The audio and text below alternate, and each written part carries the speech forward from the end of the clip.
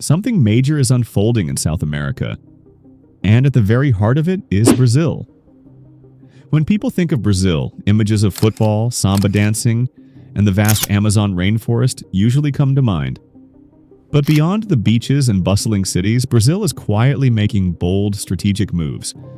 It's laying down roads and railways, entering discrete agreements, and ramping up its military capabilities. But what's the reason behind Brazil's sudden flurry of activity? Is Brazil setting its sights on dominating the entire South American continent? And if it pulls this off, how will the rest of the world be affected? In this video, we're going to dive deep into Brazil's bold strategy to become South America's most dominant force. Whether it's seizing control over trade corridors, locking in critical energy partnerships, expanding military power, or pulling neighboring nations into its orbit, we'll unpack how Brazil is quietly positioning itself to lead the entire region.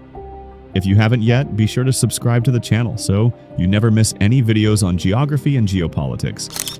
Before we examine Brazil's grand vision, let's first understand what kind of nation Brazil really is. It's not just a country, it's a colossus. Spanning nearly 8.5 million square kilometers, Brazil covers more than half of South America. It's the fifth largest country in the world by land area. With a population hovering around 210 million, it's also the most populous country in South America. From an economic perspective, Brazil is a heavyweight. As of 2024, its economy was worth $2.1 trillion, making it the largest in Latin America. Brazil exports everything from soybeans and beef to iron ore, oil, and even ships. Its top trading partners include China, the United States, and the European Union. Today, it is widely recognized as South America's economic powerhouse. But Brazil's true strength lies in its geography. With a coastline stretching over 7,400 kilometers along the Atlantic Ocean, lined with massive ports like Santos, Paranaguá, and Rio de Janeiro, Brazil moves millions of tons of goods to markets around the globe. Through these very ports, Brazil maintains its international links, not only participating in global trade but also tightening its hold over the export routes that serve much of South America. Brazil is currently the world's leading exporter of soybeans and is also among the top in beef and iron ore, all of which move via these sea routes. Yet Brazil's real crown jewel lies inland, the Amazon rainforest. Brazil controls 60% of the Amazon, which is not only one of the largest, but also one of the most vital ecosystems on Earth. Often referred to as the lungs of the Earth, the Amazon holds massive reserves of fresh water, rare biodiversity, valuable timber, and unique plant and animal species. This ecological treasure gives Brazil immense leverage in global environmental discussions, because the Amazon matters to the entire planet. Then there's Brazil's incredible river network. Its interior is interlaced with vast rivers, most notably the Amazon River, which boasts the highest water flow of any river on Earth. These rivers function like natural highways, enabling cargo and commodities to move across great distances by boat, a more efficient alternative to trucks or trains. Take a step back and you'll see just how many strategic advantages Brazil enjoys. It shares borders with 10 out of the 12 countries in South America, more than any other nation on the continent. This makes Brazil geographically intertwined with almost the entire region, and such proximity opens powerful opportunities. With so many bordering countries, Brazil can easily trade, share resources, and establish cooperative ventures. Goods, people, and ideas can flow across borders, making Brazil the hub of South American activity. But for a long time, Brazil didn't really capitalize on this immense potential. It prioritized fixing domestic issues, avoided foreign conflicts, and maintained a relatively low profile on the global stage. That all started to shift in 2019. Brazil began to think bigger and more strategically. It recognized that it already had all the ingredients to lead South America, from its geography and economy to its diplomatic relationships. Now it just needed to act. Instead of deploying tanks or issuing threats, Brazil began constructing highways and bridges. It started signing regional trade agreements, connecting not only its own territories but also forging direct links with other nations. These were not mere infrastructure projects. They were statements of intent. And this marks the beginning of Brazil's ambitious vision, a plan to create a soft empire that spans across all of South America. Brazil has realized a fundamental truth.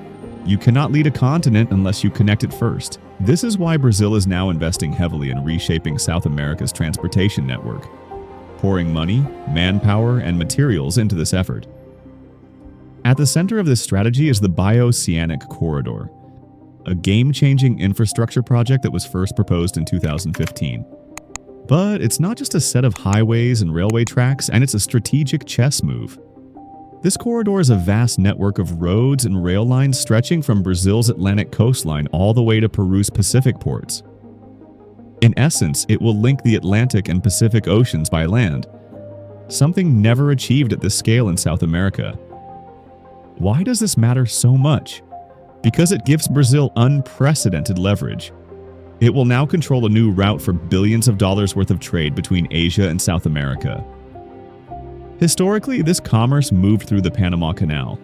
But with this corridor, Brazil can now redirect that flow through its own territory.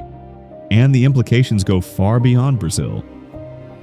Neighboring countries like Paraguay, Bolivia, and Argentina already depend on Brazil for trade access to global markets. As this dependence deepens, Brazil's influence over them grows stronger. When you control the infrastructure, you control the routes. And when you control the routes, you control the movement of money, goods, and even political power. But it's not just about concrete and asphalt. Brazil is also building influence, one deal at a time. Yet infrastructure alone won't make Brazil the undisputed leader. It needs another powerful tool: economic diplomacy. While Brazil has been busy laying roads and connecting ports, it's also been lending money and offering financial lifelines. Countries like Argentina, Paraguay, Venezuela, and Uruguay have faced deep economic troubles in recent years, from soaring inflation and crippling debt to unstable governments. To Brazil, these weren't threats. They were opportunities. Since 2018, Brazil has been quietly providing low-interest loans, investment packages, and economic aid to these countries. Billions of dollars have already changed hands, but Brazil's generosity comes with strings attached, because once a nation becomes financially dependent on you, it starts aligning itself with your political and strategic interests. Take Argentina, for instance. In 2022 alone, Brazil funneled billions in financial assistance to its neighbor. This didn't just help stabilize Argentina's struggling economy. It also brought their policies closer to Brazil's strategic goals. Similar stories have played out in Paraguay and Bolivia, where Brazil has invested heavily in energy, agriculture, and infrastructure development. To these countries, Brazil is no longer just a neighboring country. It's a lifeline. But let's be clear, this isn't charity. It's smart, calculated diplomacy. The more these nations rely on Brazilian financial backing, the more influence Brazil gains over their decisions and direction. On the diplomatic front as well, Brazil has been quietly stepping up. It leads the Mercosur trade bloc, and which includes Brazil, Argentina, Uruguay, and Paraguay.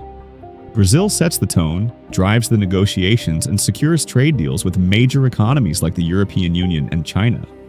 At major international platforms, such as the G20 and COP27, Brazil doesn't just represent itself anymore. It often speaks on behalf of South America. From climate change and global trade to development policy, Brazil is rapidly becoming a voice that represents an entire continent. This rise in influence is powered by three key things: the Amazon rainforest, a booming economy, and deepening regional partnerships.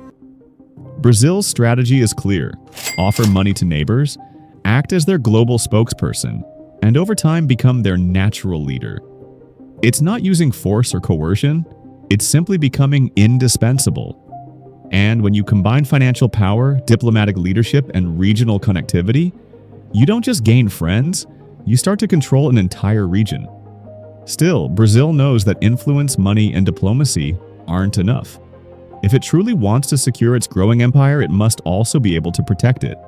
And that's where military strength comes into play. In 2022, Brazil's defense budget reached unprecedented levels, making it the biggest military spender in all of South America. Brazil acquired 36 advanced Gripen fighter jets from Sweden. It's modernizing its navy and collaborating with France to develop drone surveillance systems, especially to monitor the vast Amazon rainforest and clamp down on illegal activities. What's surprising is that Brazil isn't facing any direct military threats from neighboring countries. So why all this military buildup? Because dominance isn't just about power, it's about perception. When you're the strongest military force in the region, you don't need to issue warnings.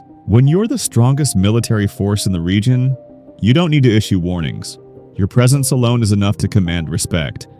Everyone knows challenging Brazil comes with consequences. Through its modern tanks, jets, and growing military infrastructure, Brazil is establishing itself as South America's unspoken guardian. Other countries are now relying on Brazil to maintain peace and security in the region. But Brazil's ambitions don't end with continental leadership. All of this, the roads, the diplomacy, the military expansion, is part of a much bigger game. If Brazil can cement its role as South America's dominant power, it won't just lead the region, it will earn a seat among the world's top powers. The United States, China, and Europe will have no choice but to treat Brazil as an equal player, not just in trade, but in all global affairs. Because Brazil holds something the world desperately needs: access to South America's immense resources. This continent is rich in lithium, crucial for electric vehicles. It has vast oil and gas reserves, which still fuel much of the global economy. It produces massive amounts of food: soy, corn, beef. It has essential minerals like iron ore and rare access to fresh water, a resource becoming more precious by the day. Now imagine Brazil, the largest nation in the region, positioning itself as the gatekeeper of all these assets. It already controls the majority of the Amazon rainforest, which is so vital to the planet's ecosystem that scientists consider it a global tipping point. That gives Brazil immense negotiating power in climate agreements. When Brazil speaks at environmental forums, the world listens.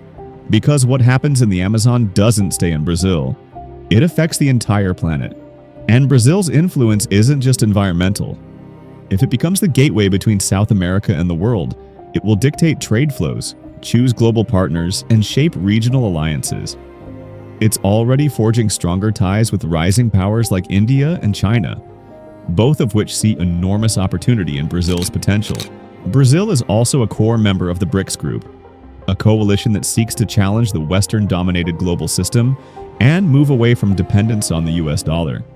Naturally, this rise hasn't gone unnoticed, and not everyone is cheering. The United States and several European powers are increasingly wary of Brazil's growing reach.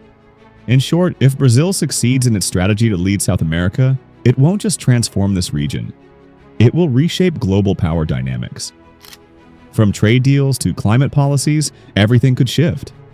But the most astonishing part is how Brazil has managed all of this so quietly. No flashy slogans, no dramatic speeches, no wars. Just deliberate, strategic moves, made quietly, patiently, and consistently. And that's how a nation once known mainly for its football team and rainforest has become a rising superpower. The real secret behind Brazil's success: hard work, quiet execution, and masterful strategy, all without picking a fight. There are powerful lessons to learn from Brazil's rise, and hopefully these kinds of videos help audiences in our part of the world see the value of studying global geopolitics. We'll see you in the next one. Take care of yourself.